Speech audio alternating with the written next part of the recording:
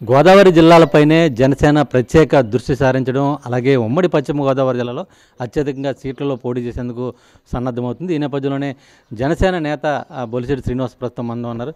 Sir, ప్రత్యేకంగా గోదావరి జిల్లాలో జనసేనకు సంబంధించి ఎక్కడెక్కడ ఏమైనా క్లారిటీ వచ్చిందో, ఎన్ని సీట్లు పోటీ చేసే అవకాశం ఉందనేది ఏమైనా క్లారిటీ వచ్చింది?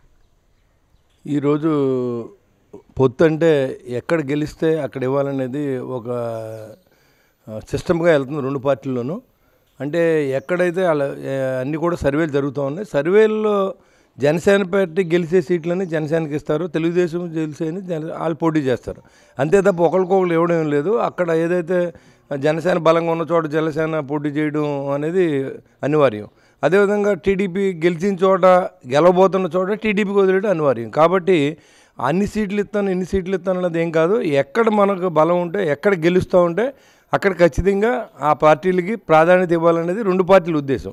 అంతేగాని చంద్రబాబు గారు 25 ఇస్తారన్నారా, 30 ఇస్తారన్నారని కాదు. 25 చోట్ల మనం నెగ్గుదామా, 50 చోట్ల నెగ్గుదామా, 75 చోట్ల నెగ్గుదామా, అక్కడ మనకి ఇస్తారు. లేదు 10 చోట్ల నెగ్గుదామా, 10 చోట్లే ఇస్తారు. అలాగే టీడీపీ 150 చోట్ల నెగ్గుదా అక్కడ ఇస్తారు. అది పొత్తులో అర్థం. అంతేగాని ఎన్ని స్థానాలు చంద్రబాబు నాయుడు గారు అనే ఆలోచనకి పులి స్టాప్ పెట్టవలసిందిగా నేను కోరుతా ఉన్నా.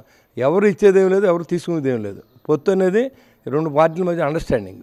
అలాగే మీతో పాటు ఇప్పుడు బీజేపీ కూడా తోడైంది, దగ్గర దగ్గర పొత్తు ఖరారైనట్లు కూడా తెలుస్తుంది. బీజేపీ కూడా మీతో కలిస్తే ఏ విధంగా ఉండబోతుంది? డెఫినెట్గా మంచి రిజల్ట్. రెండు పార్టీలు కలిస్తేనే గెలుస్తాం. బీజేపీ కూడా ఉండే ఇంకా మనకి మంచిదే కదా.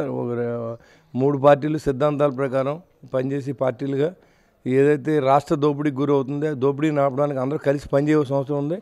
నెక్స్ట్ జనరేషన్ నష్టపోకుండా ఉండాలంటే వైసీపీ పార్టీని మరి ఓడించవలసిన అవసరం ఉంది. కాబట్టి అందరూ కలిసి పోటీ చేసిన తప్పు లేదని అభిప్రాయపడుతున్నాం. ప్రధానంగా ఇప్పటికే కొన్ని చోట్ల అభ్యర్థులంతా కూడా ఖరారైందని జనసేన కార్యకర్తలందరూ కూడా సంబరాలు కూడా తీసుకున్నారు. మొన్న మీ తాడేపల్లిగూడెంలో కూడా బాణసంచా కాల్చింది. అటువంటి ఇంటిమేషన్స్ ఏమైనా వచ్చినాయా మీకు సీటు ఖరారైనట్లా? నాకు ఇప్పుడు ఫస్ట్ ఖరారైన సీట్ నాది, ఇవాళ కాదు. మా పార్టీలో నాకు ఖరారు చేస్తే తెలుగుదేశం పార్టీ నాకు సీట్ ఇవ్వదు. జనసేన పార్టీలో ఫస్ట్ ఖరారైన సీట్ నాది. మొన్న కూడా కళ్యాణ్ గారు వెళ్ళి మీరు కాన్స్టిట్యున్సీలో కాన్సన్ట్రేషన్ చేయండి, ఎక్కువ మెజార్టీతో నెగ్గాలని కూడా చెప్పడం జరిగింది. ఎప్పుడో నాదెళ్ళ మొన్నవారు గారు మా ఇంటికి వచ్చి మీటింగ్ పెట్టి ఇది క్లియర్ అయిపోయింది, మీరు చేసుకోమని చెప్పడం కూడా జరిగింది. కానీ పొత్తులో ఉన్నప్పుడు ఇద్దరు కలిసి అనౌన్స్ చేసిన లిస్టుని గౌరవించవలసిన అవసరం ఉంది. కాబట్టి మేము వెయిట్ చేస్తూ ఉన్నాం. కానీ దాని భిన్నంగా ఇక్కడ తెలుగుదేశం పార్టీలు ఏంటంటే ఆ క్యాడర్ని ఎవరిని సహకరించకండి, ఎవరిని వెళ్ళొద్దు, నాకే సీట్ వచ్చిందని చెప్పడం దౌర్భాగ్యం. ఎందుకంటే నేనైతే ఆ విషయంలో ఎక్కడా కూడా మా క్యాడర్కి చెప్పలేదు. ఎక్కడైనా మీరు చంద్రబాబు గారి మీటింగ్ నేను వెళ్ళాను, మా జనం కూడా వెళ్ళారు, మేము సపరేట్గా వెళ్ళాం, వాళ్ళు సపరేట్గా వచ్చారు. అదేవిధంగా లోకల్గా తిరిగినప్పుడు రెండు పార్టీలు కలిసి తిరిగితే మరింత బలంగా ఉంటుందనే ఆలోచనతో పనిచేసాం. కానీ వాళ్ళ క్యాడర్ అందరికీ క్లియర్గా మీరు ఎవరు వెళ్ళొద్దు, నాకే సీట్ వస్తుంది కాబట్టి నాతోనే ఉండాలని చెప్పి ఇన్ఛార్జ్ మాట్లాడటం జరుగుతుంది. కాబట్టి ఏదేమైనా దీనికి ఒక తెరపడవలసిన అవసరం ఉంది. ఎంత గ్యాప్ వస్తే, ఎన్ని రోజులు ఎక్కువ తీసుకుంటే సమయం రెండు పార్టీలు క్యాడర్లో అంత గ్యాప్ వచ్చే అవకాశం ఉంది. నాకు తెలిసినంత వరకు నేను గ్రౌండ్ లెవెల్లో తిరుగుతున్నాను కాబట్టి దాన్ని ఫుల్ స్టాప్ పెట్టవలసిన బాధ్యత రెండు పార్టీలకు ఉంది. కాబట్టి ప్రత్యేకంగా మీరు అన్నారు కాబట్టి, అంటే టీడీపీ క్యాడర్ని వెళ్ళొద్దు అని చెప్పి ఏదైతే ఇన్ఛార్జీలు చెప్తున్నారో, టీడీపీ క్యాడర్ అయితే కూడా మీ వెనకాల రావడానికి సంసిద్ధంగా ఉందని చెప్పుకోవచ్చు. అలా డెఫినెట్గా. ఎందుకంటే నేను ఎప్పుడు కూడా గడిచిన 5 సంవత్సరాల ముందు కూడా నేను టీడీపీలో పనిచేశాను. టీడీపీకి ఎగ్నెస్ట్గా నేను ఎప్పుడు మాట్లాడలేదు. ఎందుకంటే ఆ పార్టీలో పనిచేసి మాట్లాడడం మనకు కరెక్ట్ కాదు. కాబట్టి నేను ఎప్పుడూ చంద్రబాబు నాయుడు గారిని కానీ వాళ్ళని కానీ విమర్శించిన దాఖలాలు లేవు.